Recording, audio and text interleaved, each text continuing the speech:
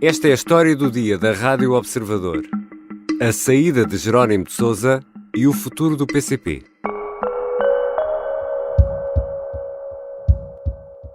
Não me vou embora. Portanto, eu disse até amanhã, ontem no Comitê Central, mas com a convicção que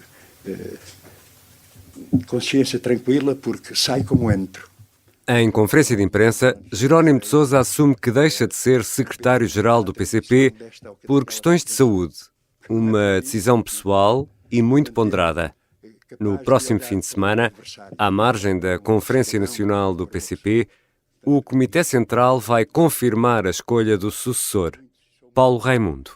Foi o tal ato natural e normal que eu referi, foi isso que aconteceu. Não estou a inventar. E já agora também, portanto, uma confidência, porque me dá um sentimento de satisfação profunda. Ontem o Comitê Central resolveu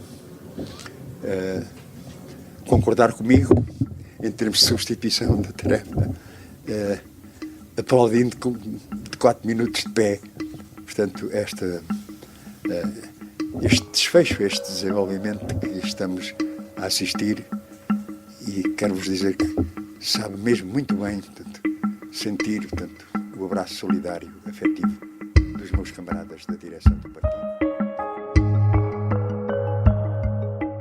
Um comunicado de 4 parágrafos enviado às redações num sábado à noite, quando o Sporting jogava em Alvalade com o Vitória Sport Clube, continha uma das notícias do ano. Jerónimo de Sousa deixa o lugar de secretário-geral do PCP e será substituído por Paulo Raimundo, um comunista conhecido no partido, mas um quase desconhecido fora dele. Como foi feita esta escolha? Que rumo vai seguir agora o PCP? São perguntas para Mariana Lima Cunha, jornalista da secção de política do Observador que acompanha o Partido Comunista. Eu sou o Ricardo Conceição e esta é a história do dia. Bem-vinda, Mariana. Olá, Ricardo. Mariana, como é feita a escolha de um secretário-geral no PCP? No fundo, qual é o processo? O processo de escolha no PCP é radicalmente diferente do que acontece em todos os outros partidos, não há nada de parecido. Porque aqui os militantes não votam nem no nome em particular, nem sequer na sua equipa.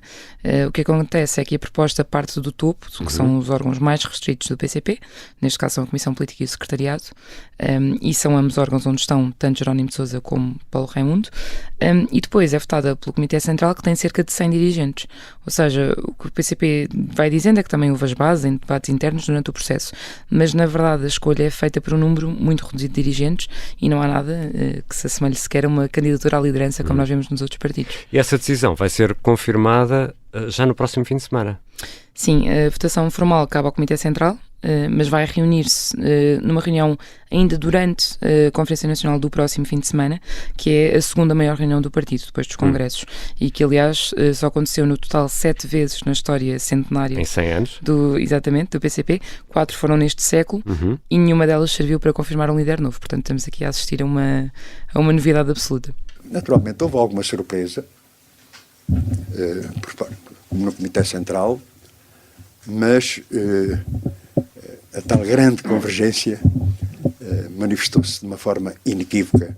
Jerónimo de Sousa fala em ampla discussão, convergência, mas fica a ideia, e até por aquilo que já explicaste, Mariana, que esta decisão é tomada à porta fechada, com tudo o que isso implica. Sim, e o que é curioso é que essa ideia que, enfim, vemos pelo processo em si, junta-se outra revelação surpreendente, que de certa forma confirma que o processo é mesmo um bocadinho opaco, é que tivemos o próprio Jerónimo de Sousa este domingo a confirmar que parte do Comitê Central até ficou espantado com o nome de Paulo Raimundo. Exatamente.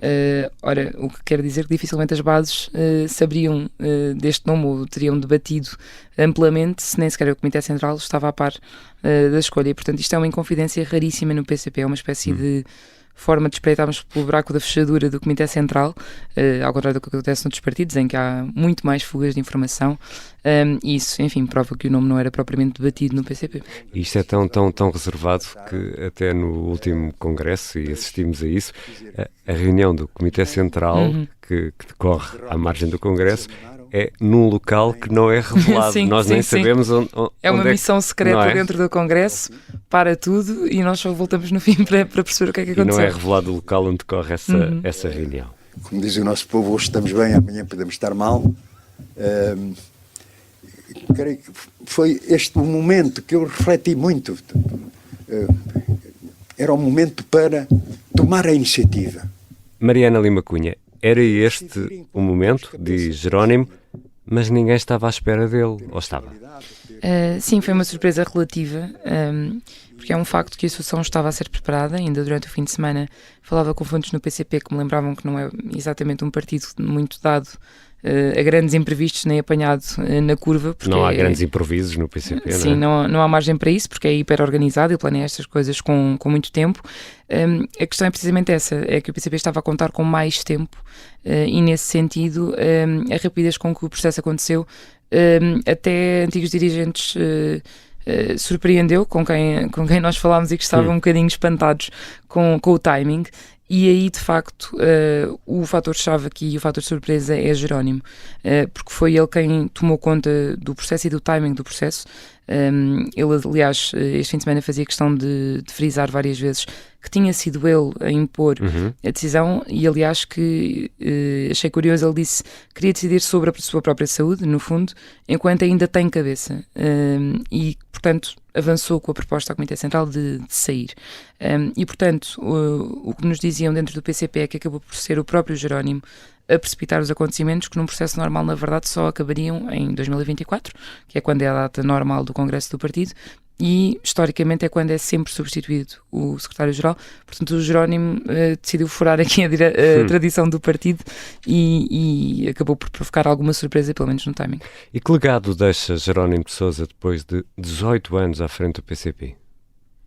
Na conferência de imprensa que deu na Soeiro Pereira Gomes, na sede do PCP, Jerónimo fez mesmo questão de responder que a geringonça não é de todo o que marca o seu percurso. Não quer ficar só visto como o secretário-geral da geringonça, até porque esteve lá 18 anos e fez muitas outras coisas.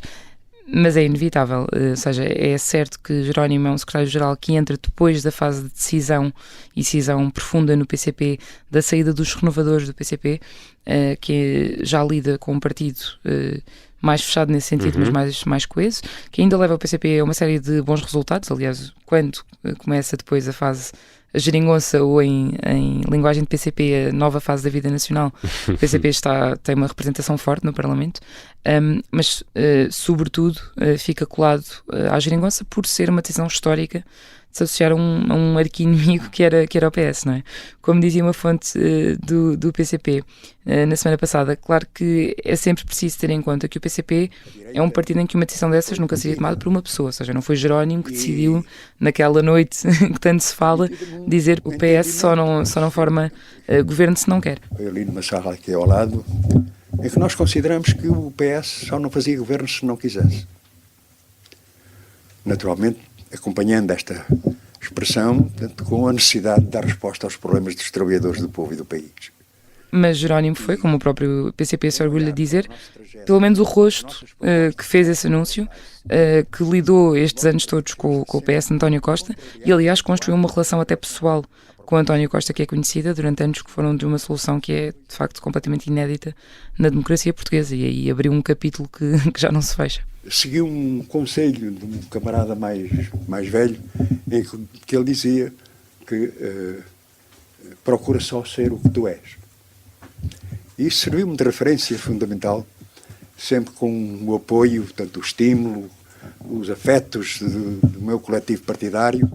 Mariana, tu acompanhas o PCP, quer nas iniciativas partidárias, quer no Parlamento, e aqui do ponto de vista estritamente pessoal, Jerónimo de Sousa é alguém que vemos a conversar com qualquer pessoa de qualquer quadrante político, ou esta é uma visão um pouco romanceada deste líder comunista?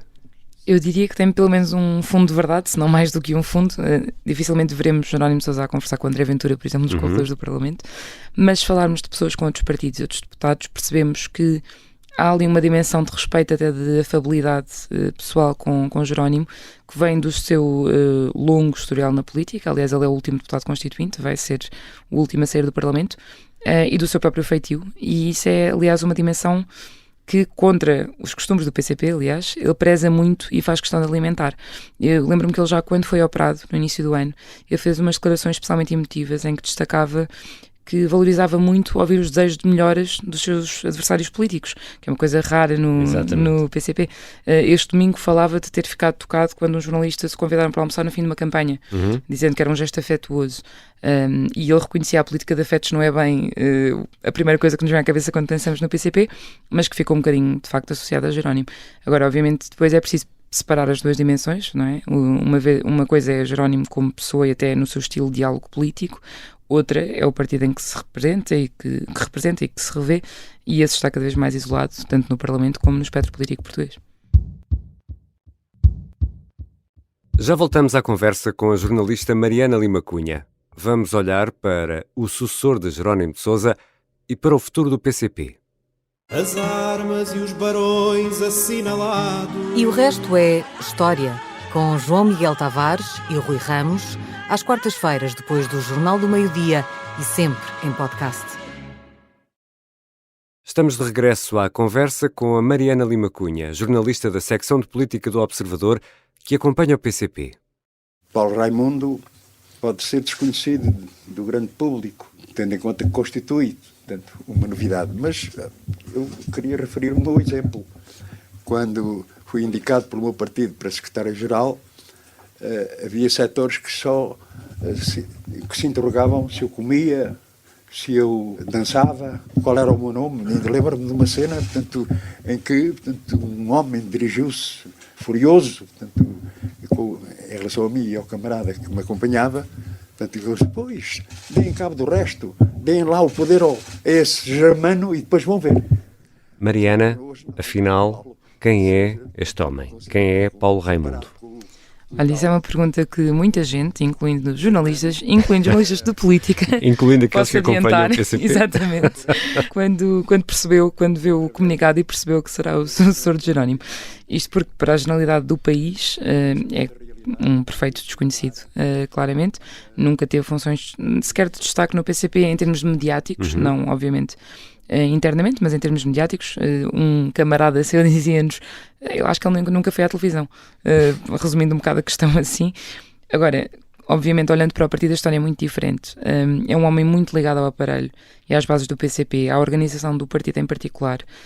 Na vida profissional, é basicamente um homem quase totalmente dedicado ao partido. Ele é funcionário há quase 20 anos. Ele já era funcionário do JCP. Ou seja, Mariana, podemos dizer que ele é um operacional do PCP? Sim. É um homem que, e o partido valoriza muito isso, conhece perfeitamente as bases do PCP, conhece os setores principais do PCP e, aliás, até em termos de implantação no território, andou em várias organizações regionais, aquilo que nós chamaríamos de distritais noutros partidos, e, portanto, conhece muito bem várias realidades no país. E por outro lado é muito uma pessoa referida pelos colegas de partido como uma pessoa que ouve muito e que dialoga muito e portanto também, enfim, vai conhecendo várias sensibilidades dentro do partido e espera-se isso dele também. Quantas vezes alguns de vocês, portanto, enfim, então é o João, é o Manel, é o Joaquim, portanto, enfim, portanto, isto significa que existem condições para reforçar o trabalho de direção do partido. E Paulo Raimundo deixa para trás nomes como João Oliveira, João Ferreira, Bernardino Soares. É verdade, se as pessoas tivessem apostado dinheiro quando se faziam as bolsas de apostas sobre a sucessão do PCP, estaríamos todos a perder dinheiro. Exatamente. Eu acho que é mais uma prova de que o PCP não mente quando diz que é imprevisível, porque não seguia pelos mesmos critérios que os outros partidos. Os critérios são mais ou menos eficazes, já será outra questão. Mas sendo o carisma e o mediatismo critérios que parecem mais ou menos óbvios, pelo menos para os outros partidos, aqui não entram claramente nas contas, não é? O que é engraçado é que até se comenta ao contrário. É como se o mediatismo fosse uma coisa quase negativa, quase de ambição pessoal, de aparecer, não é uma coisa assim tão bem vista no contexto do PCP, mas a abnegação ao partido, a entrega, que é muito elogiado, são qualidades muito elogiadas a Paulo Raimundo, é que é uma qualidade relevante. E, portanto, dentro do PCP, ao contrário do que nós achamos pensamos que um dirigente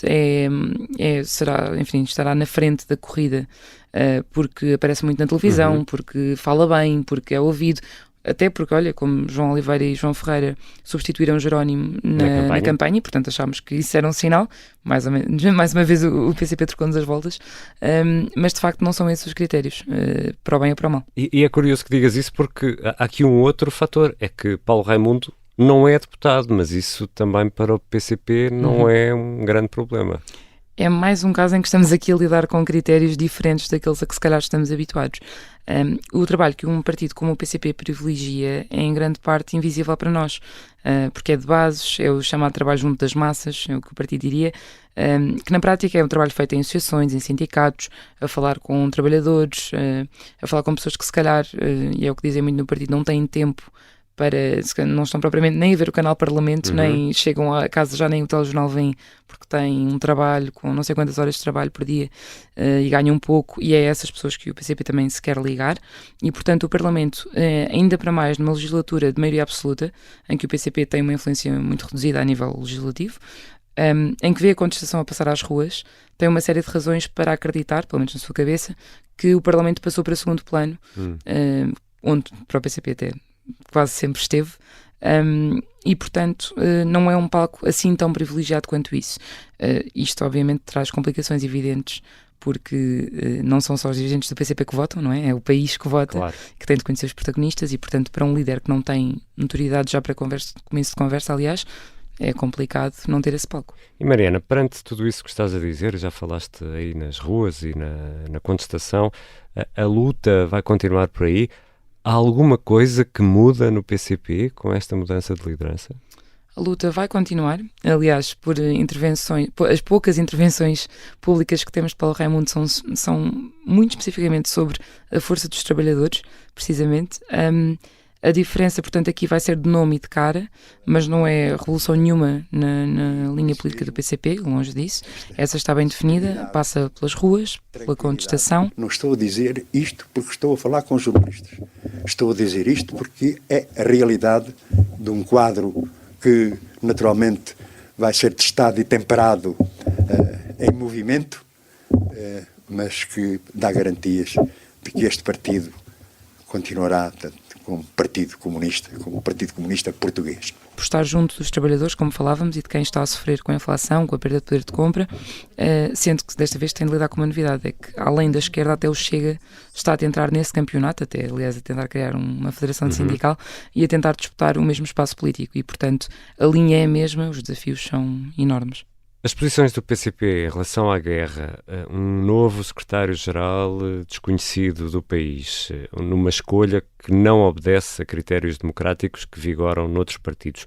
Mariana, tudo isto somado poderá determinar um futuro ainda mais sombrio para o PCP? Acho que vai ser, sem dúvida, um ciclo muito difícil para o partido. O PCP diria sempre, e dirá sempre, até porque tem 100 anos, e portanto tem sempre esse historial para dizer que é um exagero falar de lutas pela sobrevivência. Mas há quem nos partidos vizinhos da esquerda falem gestão do definhamento, que é outra maneira de o dizer, não é?